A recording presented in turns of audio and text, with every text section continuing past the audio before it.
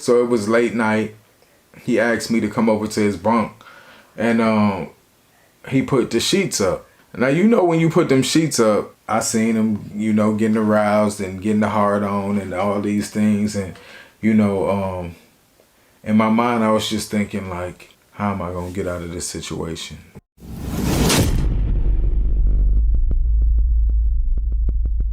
I was in LA, you know, filming a movie called My Girlfriend's Back, starring Malik Yoba. Y'all can look it up, you know what I'm saying? Tangi Miller, Malik Yoba. It was a romantic comedy, you know, and I was on the production end of things, you know what I'm saying? Plus I made a little cameo in the movie, but like I said, y'all can check that out. But yeah, man, I was living in LA for about maybe 4 or 5 months. And we was filming a movie or whatever, you know, on my days off, you know, I would hook up with some of my friends or whatever the case may be. And on this particular day, we decided to go to the gym to work out. So it was 3 of us. We went to the gym, we worked out, we had a good workout. When we left, everybody was tired. Nobody wanted to drive, you know what I'm saying? So it was my homeboy's car. He said, yo, you know, I ain't driving, I'm too tired, I'm sore or whatever. It was a little joke or whatever. So I said, man, y'all playing around, let me drive. Because I needed to get back to set. So, you know, I drive or whatever the case may be. I didn't have a license, you know what I'm saying? But I'm thinking, you know what I'm saying, we just going back to the house or whatever the case may be. So I'm not going to be behind the wheel for a long time. I didn't think nothing of it. So we driving or whatever. If you know LA traffic, you know how it could get or whatever the case may be. We needed to take a left turn or whatever. So my homeboy told me to get in the other lane and turn or whatever the case may be. And I wasn't supposed to be in that lane to turn. So I go to make a left and I get pulled over. I get whoop whoop, you know what I'm saying? So it's like, damn, you know what I'm saying? Now, at the time I had a warrant for my arrest in Ohio. And I knew it, but it was like, okay, I'm all the way in LA. I don't think they're going to do nothing. It's just, you know, maybe they'll just give me a ticket or a warrant or whatever the case may be. They ran my name. I didn't have a driver's license. So they took my ID, ran my name, and they found out that I had a warrant for my arrest in Ohio. So they said that they had to arrest me and hold me, you know, for Ohio because they wanted to see me. So Ohio was supposed to extradite me back, you know, to Cleveland. So I don't know if you from LA or if you ever been to LA. LA County Jail is one of the most infamous jails ever. You know what I'm saying? I mean, there's Rikers Island, there's LA County Jail, but LA County Jail is like known for gangs. It's just infected with gangs. You know what I'm saying? And I remember I had on some blue socks at the time. I have all these tattoos on me and stuff like that. So when we get to LA County Jail, I'm thinking like, yo, what did I do, man? I'm like, I'm out here working. I done messed up, you know what I'm saying? Now I'm about to get shipped all the way back to Ohio. Like I really fucked up pretty much. So, you know, we go through the whole processing thing or whatever the case may be. They fingerprint me and stuff like that. So, you know, the officer, the correction officer that's there, he asked me what gang I'm in, you know,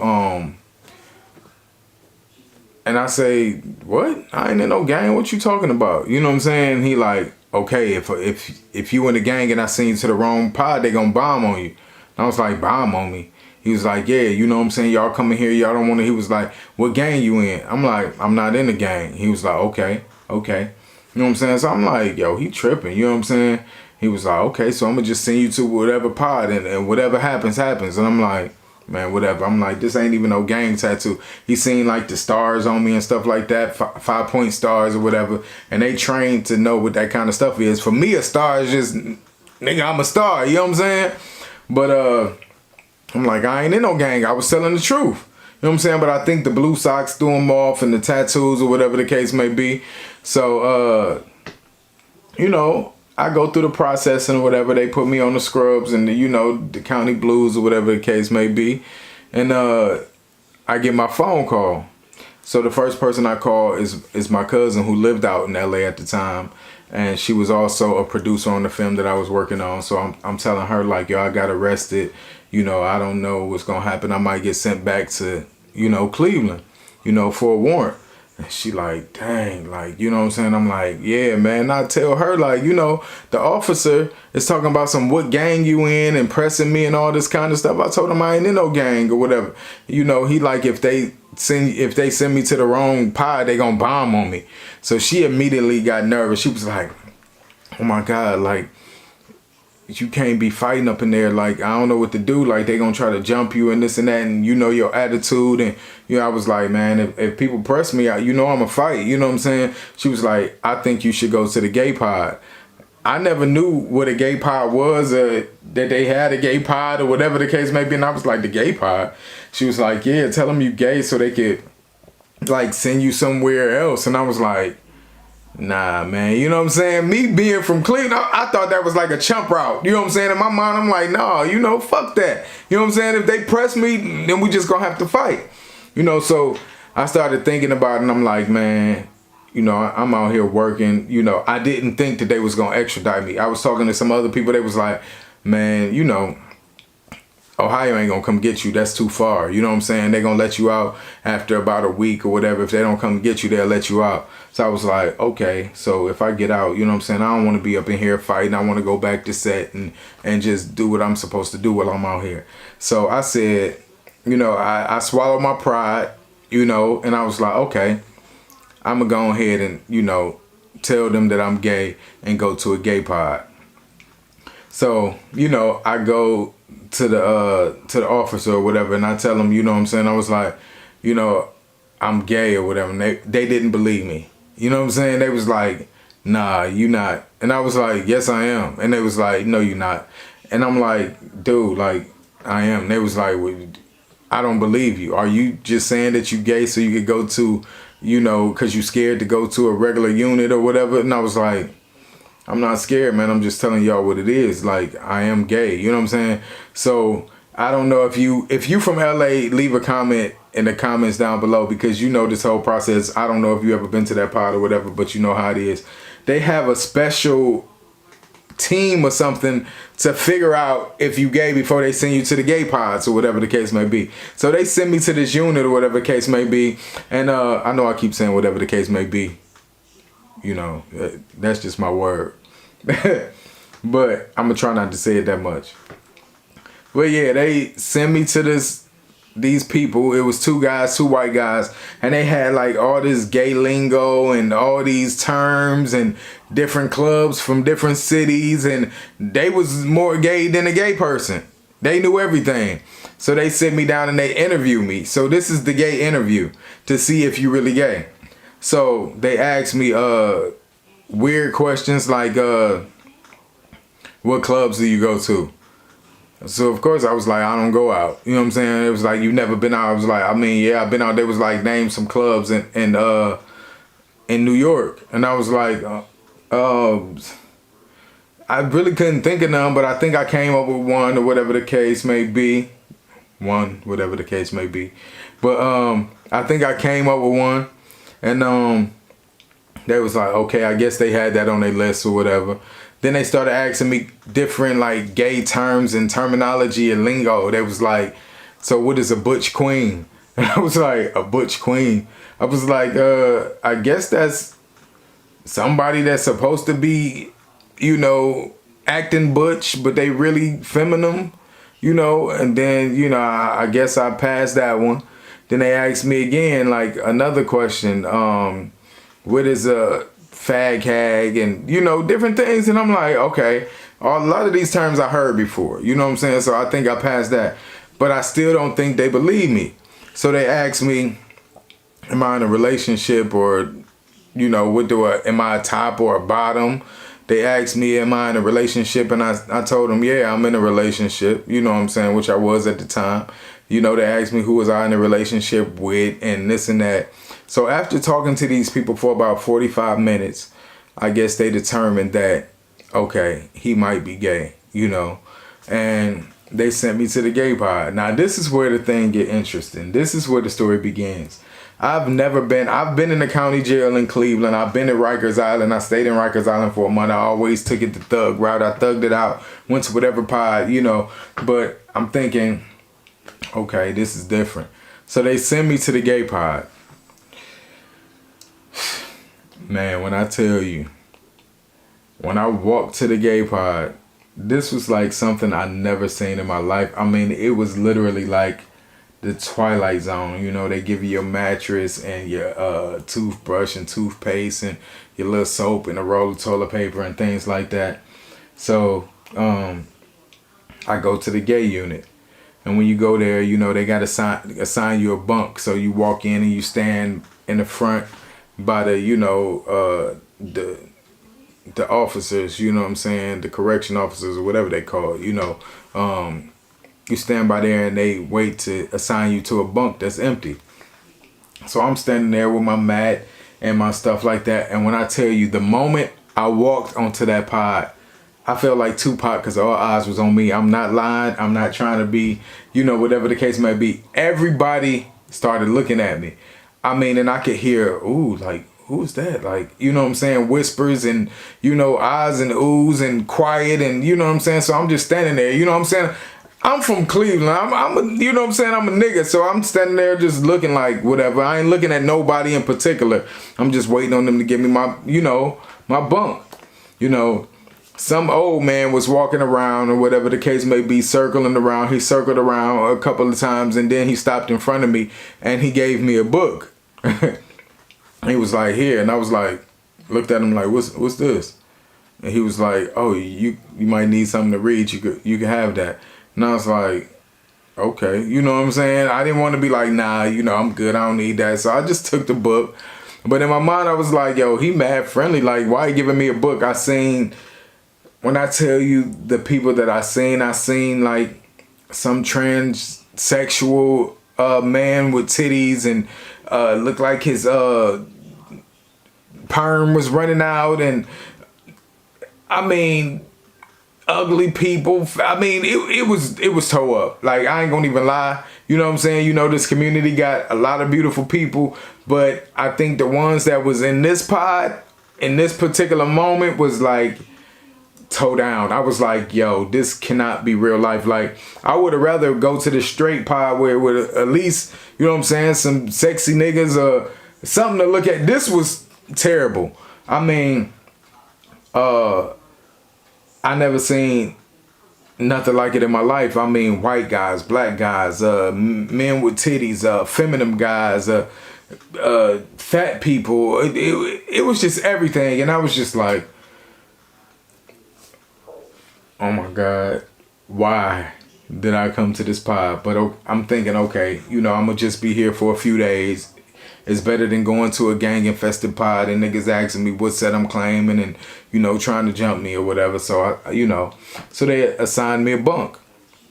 So when they assigned me a bunk, you know, I go to the bunk and I noticed that it was bunk beds and two of them was pushed together making one bed. I mean, it's like a twin size bed, but I guess when you push two of them together, it makes it like a queen size or whatever.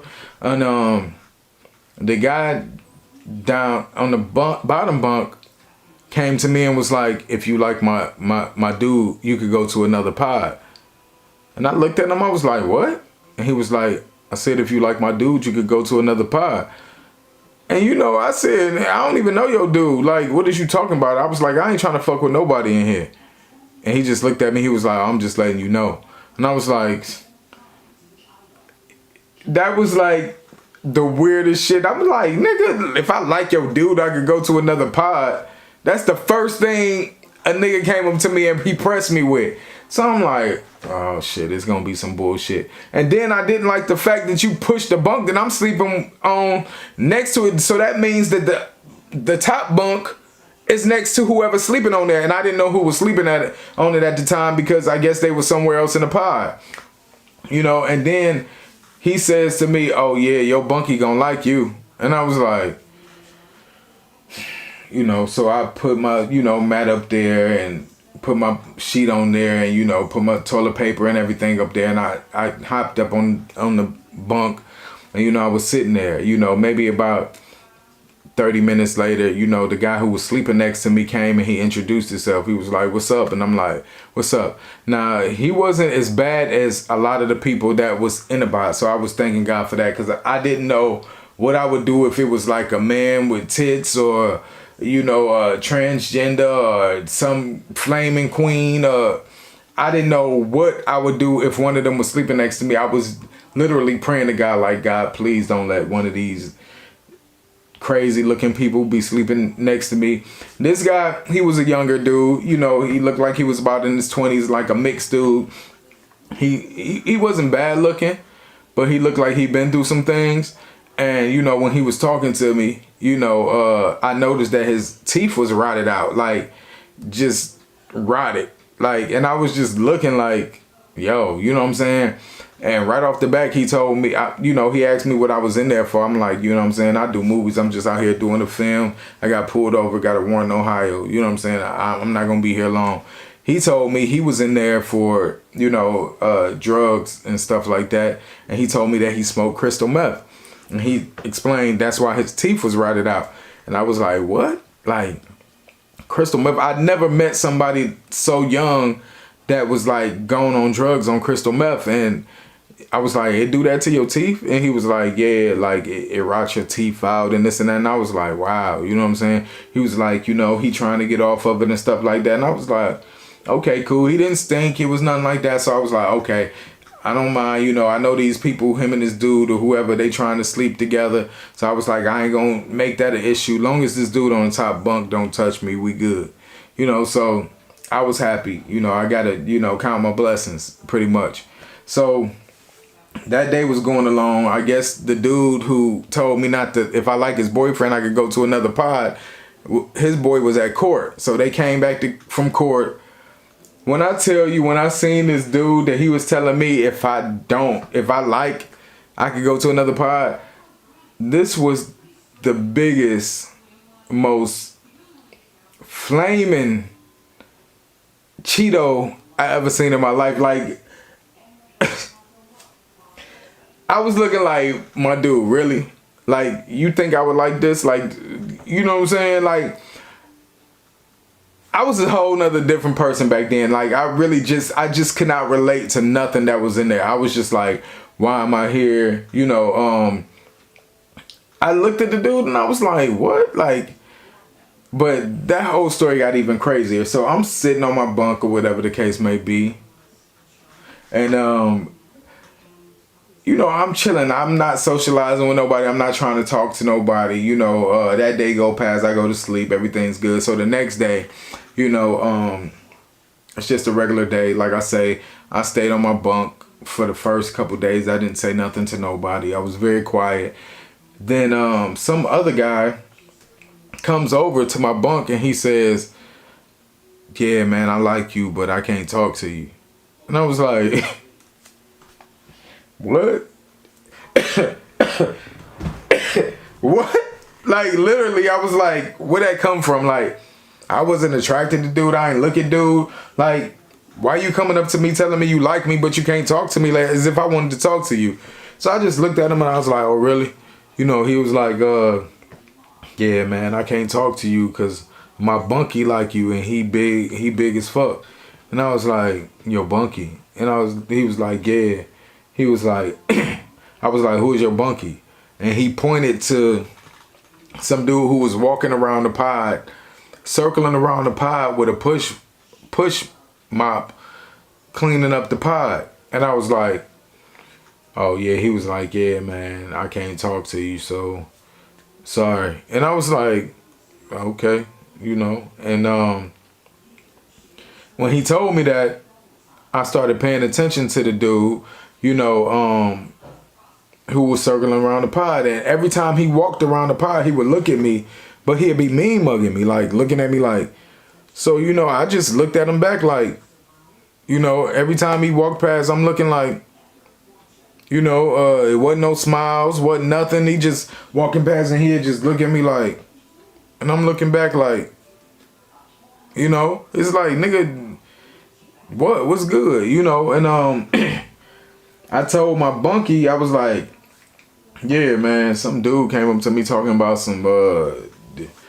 somebody like me, and he like me, but he can't talk to me because his bunkie like me. And I told him who he was, and he was like, "Oh, that's the pod leader."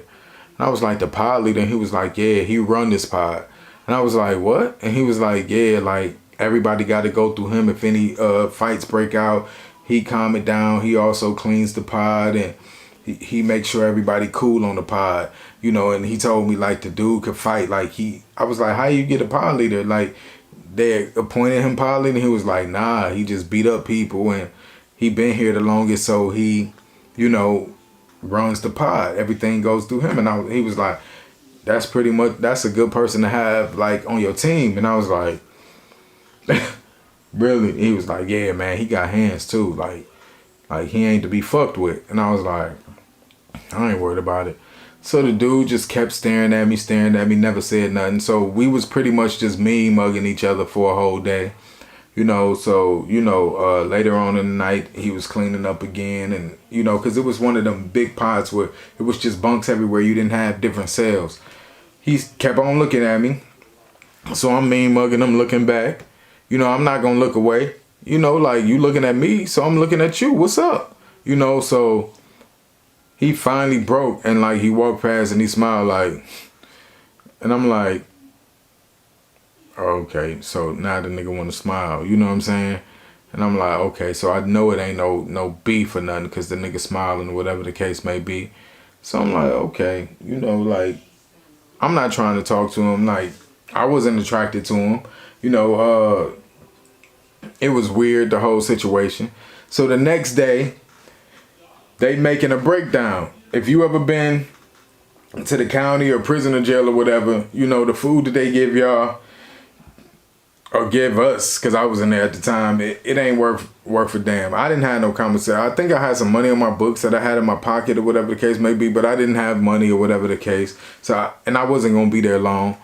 So they was making breakdowns. The dude who came and said he liked me, but he can't talk to me because his bunkie like me, they was making a breakdown. So they called me over there. They like, "Yo, come eat with us." And I'm like, "Nah, I'm cool." So my bunkie, he was up there and he was like, "You ain't gonna go eat with him?" And I was like, "Nah, man, I'm good." You know what I'm saying? He was like, "They gonna find that disrespectful." He was like, "You should at least like go have some of it." And I was like, "It's disrespectful if I don't go eat with him? Like, I don't want none of that. I don't know them like that." He was like, "Yeah, but they calling you over there because they think you cool. Like, if you turn it down, they gonna look at you like an enemy." And I was like, so I should go over there and eat? And he was like, "Yeah." He was like, "It'd be good though. Like, you should try it." And I was like, "Man, let me go over here, man." So I hopped up off the bunk or whatever, and I walked over there. They made me some of the breakdown. I'm eating or whatever the case may be. And, you know, once I finished, I was like, "Thank y'all," you know what I'm saying? And I went back. But I really ain't even want to get into all that eating with y'all and taking books and doing all that, because it's like I don't want to get into that whole jail politics and now you owe me and y'all coming to ask me for something because I ate with y'all. But, you know, he said, you know, go do it. So I was like, you know, let me go do it, man. I ate with them and came back to my bunk. And it was this one queen, man, that used to be walking around just roasting people. I mean, he looked like he was very feminine, but he was like just like reading people, like everybody. He didn't have real tits, but he was so fat he looked like he had tits. Oh, but let me tell y'all this, man.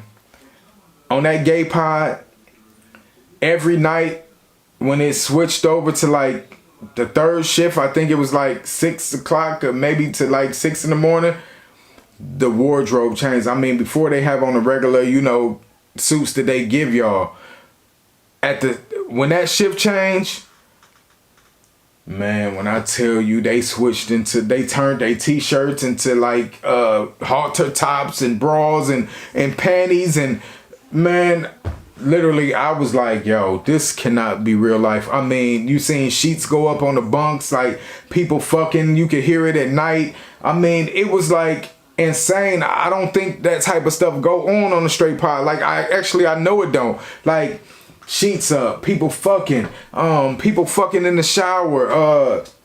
You could hear moans and groaning and people jacking off in the middle of the night. I mean, literally, it was like I would have been better off on a straight pod. Like, that's more my speed. I was like, yo, this cannot be real. I sat up on that bunk just looking at everybody like I just thought I was in another world, you know. So, like I was saying, the dude with the titties, just the fat dude with the titties, not the one with the implants, because there was one of them two walking around talking shit. But he was, you know, he walked around and he kept on saying stuff to me like, when you gonna get off that bunk? Like, you've been on that bunk for 2 days and this and that. And I was like, nah, I'm good. He was like, just get off. And he came and grabbed me and was like, come walk with me. And pulled me, and I was like, yo, but I just did it. I was like, man, let me just walk around with this dude. So I'm walking around in the circle, and while he walking around, he reading people, man. He telling one dude like, who you talking to, bitch? You got 1 T cell left in your body, and that's the, like, just reading people. And I'm just like, yo, I can't lie, that shit was funny as hell. So he kind of like broke me out of my shell, man. I never thought I would actually like talk to somebody like that, but he was cool as fuck. And like, he just was reading everybody, like, and I was just laughing, you know. And then he asked me, so who you like here? And I was like, man, I don't like none of these niggas. And he was like, oh, but I heard so-and-so want you. And I'm like, yeah, but I ain't trying to get into all that, man. I'm not gonna be here long. That's just too much. He was like, but that's a good look. And I'm like, nah, you know. He was like, I could see y'all talking, and he was like, yeah, he your speed, and he hard, and everybody, he had a reputation. And I was like, I feel you, you know what I'm saying? So we walked around, or whatever the case may be. I went back, got on my bunk. So the next day, the dude comes over to me, and he asked me what's up, and I'm like, what's up, man? And he like, yo, nothing. And he was like, yo, you my type. And I was like, oh, for real? He was like, you remind me of my dude who just left here. I was like, for real? I was like, you was with somebody who just left? He was like, yeah, you know, he left, and we was talking, and he was like, it really messed me up. And he was like, everybody who I like, they always end up leaving before anything can happen. And I was like, damn. And he was like, yeah, but he was like, yo, I fuck with you, I like you. And I was like, that's what's up. You know what I'm saying? And he asked me what I do. You know, I told him I'm doing movies. I'm a, you know, producer, and I'm out here filming a movie. I told him my whole situation. You know, he told me he could sing. And I was like, oh, word? You can sing? I was like, oh, I do music too. He was like, yeah, I sing, and I did all this on the house. And I was like, so that was the thing that really made me like connect with him. When he was like, he could sing, I was like, well, let me hear you sing something. And when I tell you, he sung, and like, dude's voice was amazing. Like, he sounded like Joe or somebody. Like, his voice was so dope, and so like, it was like a masculine singer. Like, I was like, wow, man, you really got something. You know, he was like, yeah, man, when I get out, I'm gonna try to pursue it and stuff like that. And I was like, wow. The thing about dude though, you know, the more I talked to him, I realized he was just a regular person. He had talent, he had dreams and ambitions or whatever, but his tooth was missing. I asked him what happened to his tooth. He said that it got knocked out while he was fighting. I was like, damn. Like, I was like, damn, you know. But he could really sing, and, you know, I was like, okay, this dude cool. I know y'all thinking like, damn, am I gonna, you know, talk to him, whatever the case may be. But this is what happened. I'm just keeping it real with y'all.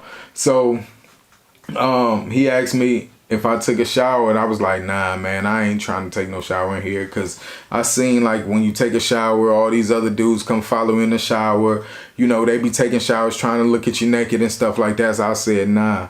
He was like, you ain't took a shower in a day? I was like, nah, man, I'm good. He was like, if you want to take a shower, I'll watch the shower for you and make sure nobody comes in while you in it. I was like, what? He was like, yeah, I got you. And I was like, okay, you know what I'm saying? So I was like, well, let me get my towel and stuff like that. So I went and got my towel and my soap, and I went in the shower, and he stood guard at the shower and wouldn't let nobody. And I mean, people tried. I seen people, you know, getting their stuff. When they see somebody, everybody paying attention to everything.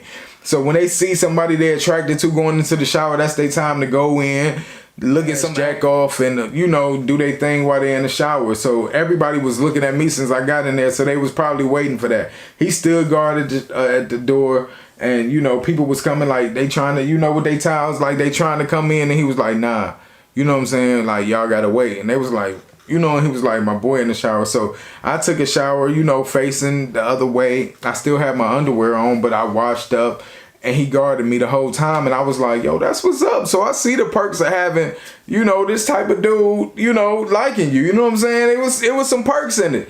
You know, every day I was there, he called me over to eat. I ate with them and things like that. We talked, but we fell out. Now, the reason why we fell out, we was talking or whatever the case may be. And I was asking him some more things about himself, and he was telling me things. And I asked him, you know, what you in here for? And he was like, I smoke crack. And I was like, what? Like, bruh, when I tell you, I was like, you smoke crack? Like, I would have never thought old boy smoked crack. He was like, yeah. And I was like, no, man. I was like, what you doing smoking crack? And he was like, explaining his story, how he started smoking crack and this. And I was like, nah, man. I was like, nah, I just, you gonna have to stop that. You know what I'm saying? I was like, I could never talk to a nigga who smoke crack. That's like a whole nother level of some shit. You know what I'm saying? And we started talking and talking. I wasn't judging him, but I was just like, man, you gotta get yourself off the crack. I was trying to, like, you know, I was like, are you done with it? He was like, I'm done because I'm in here, but you know, I still have the urge to smoke it. And I was like, nah, bro, you gotta stop that. You got talent. Like, you know, you got so much more for you. You don't even look like that type of person. Like, I was like, maybe it's a blessing you being in here, you know. And, you know, we started talking and talking, and I pretty much said that I'm not like everybody else in here. He took offense to that. He was like, but you in here like everybody else.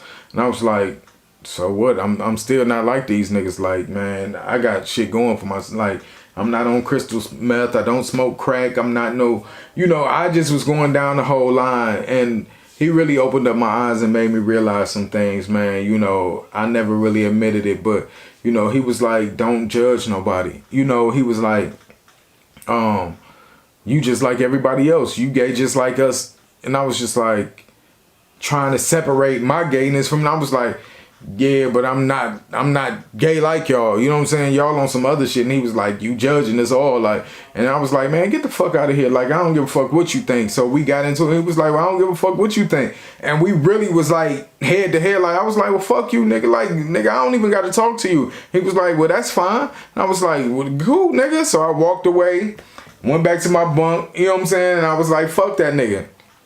So, you know, a couple hours later, he came back and he was like, yo, you know what I'm saying? I'm sorry, you know, for shit going like that. You know, I just, you know, I don't want you thinking you better than everybody else and this and that. And I was like, yeah, I understand, man. I do understand. We all in the same situation. I don't have no right to look down on nobody else in their situation because we all the same in some type of way. You know what I'm saying? But what I was saying, I'm different. I'm just like, I just always felt like I'm different, you know, but we worked it out or whatever the case may be, and we ended up cool again.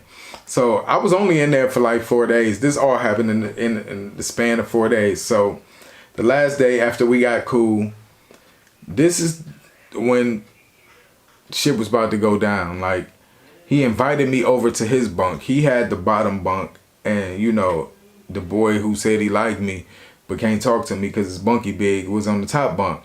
So it was late night.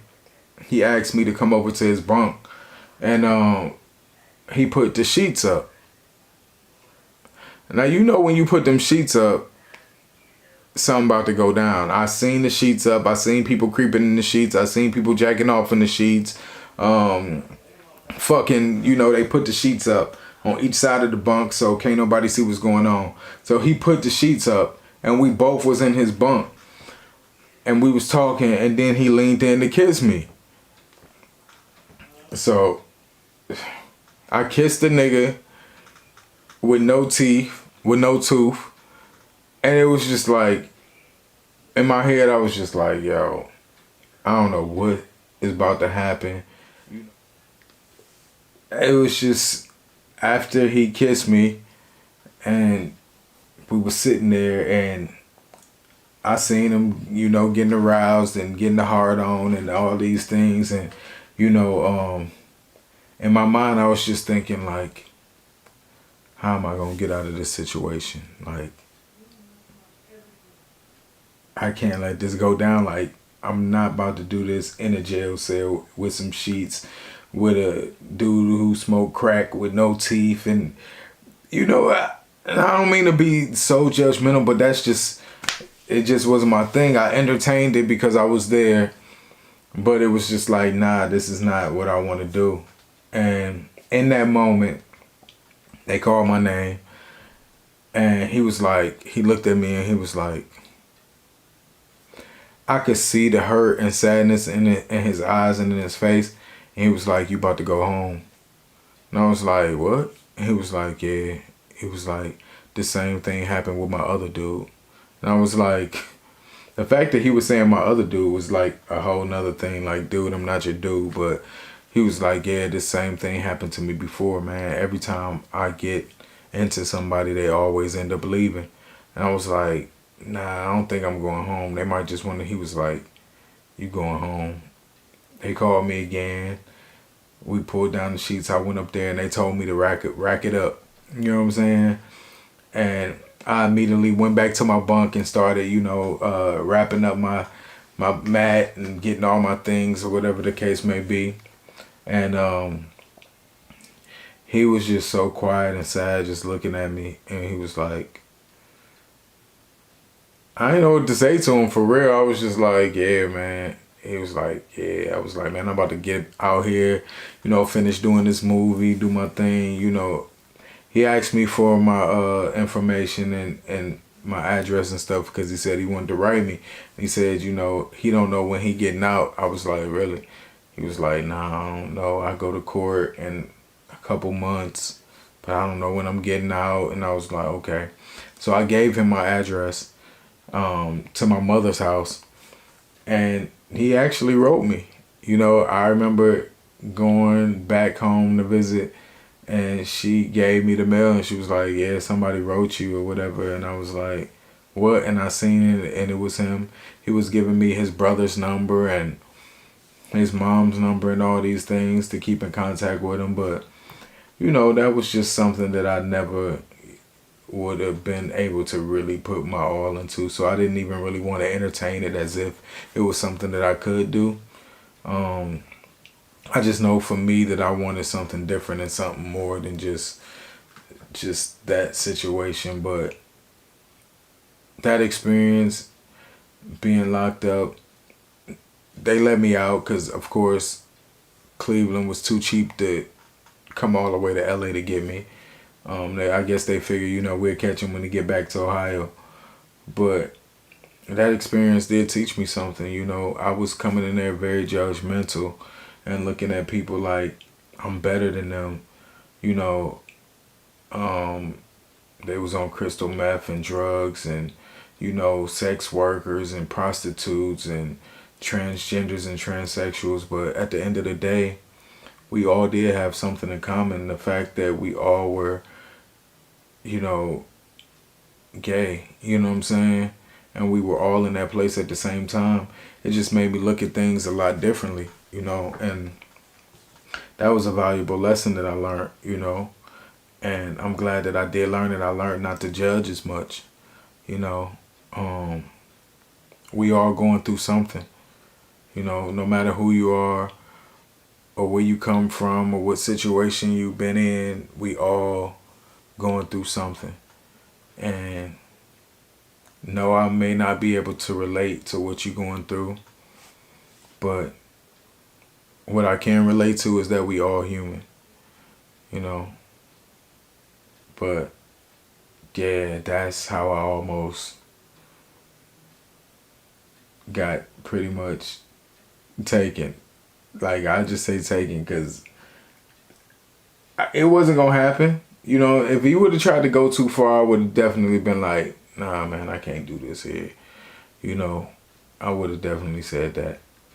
But it also made me look at him differently. I was judging him because he was a crackhead or you know, a crack user. But he has so much more to him, you know what I'm saying, that I learned when I was talking to him for, you know, the couple days that we talked.